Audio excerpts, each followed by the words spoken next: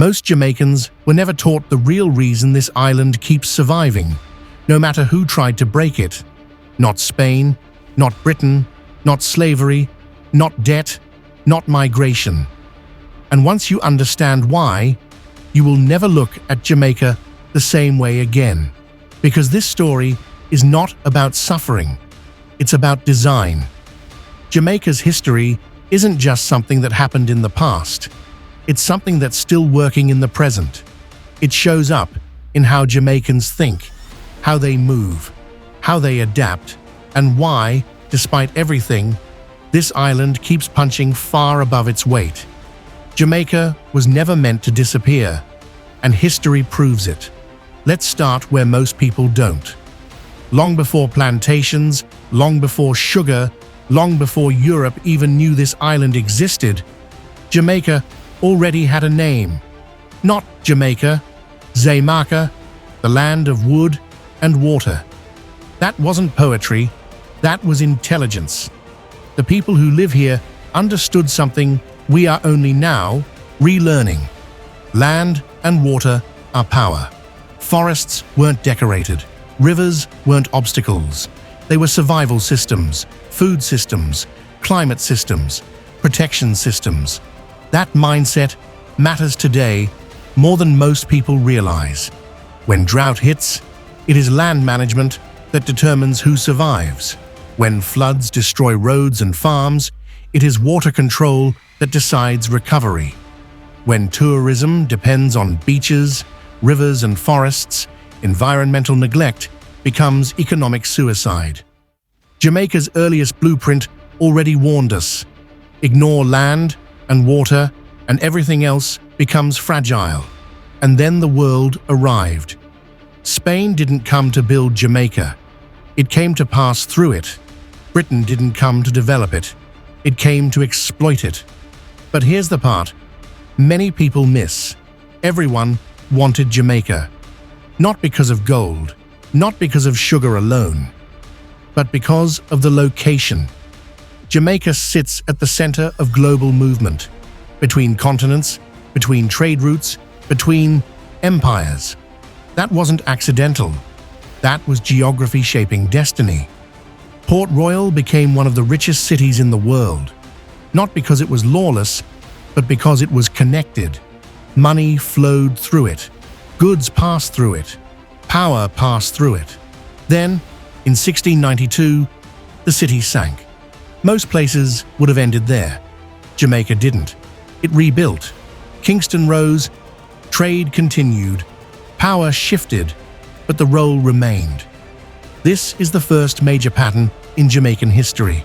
When one system collapses, Jamaicans do not freeze. They reposition. They move the center. They rebuild the engine somewhere else. That pattern repeats over and over again. Here's where the story turns. The people who were never supposed to survive didn't just survive. They outthought the system. Enslaved Africans didn't simply endure plantations. They escaped them. They studied terrain. They learned which mountains could protect them and which valleys expose them. They understood that survival was not just about strength, it was about intelligence. The Maroons weren't hiding, they were governing. They built communities with leadership, military discipline, communication systems, and law. They didn't ask the British for freedom. They forced the British to accept reality. And eventually, the British Empire did something almost unthinkable. It signed treaties with them. Land, autonomy, recognition. This moment is bigger than most Jamaicans are taught. It proved that power does not always come from numbers or weapons. It can come from strategy, terrain, unity, and patience. That lesson lives on in Jamaican culture, in music, in sport, in migration, and in entrepreneurship. Then came another turning point. Freedom in Jamaica wasn't granted because Britain suddenly grew a conscience. It was forced by the organization, by pressure, by economic disruption. Samuel Sharpe didn't launch chaos, He launched leverage, a work stoppage, a moral argument, a refusal to participate in a system that depended on unpaid labor. When plantations stopped functioning, the illusion collapsed. Slavery became too expensive to defend. This is why Sharpe's legacy still matters today. He demonstrated that systems change when people understand where their power truly lies, not in noise alone, but in coordination, discipline, and shared purpose. When freedom finally arrived, Jamaicans did something radical. They bought land. Not mansions, not estates, small plots, villages, free villages, spaces that could not be taken back. That land ownership created independence long before political independence existed.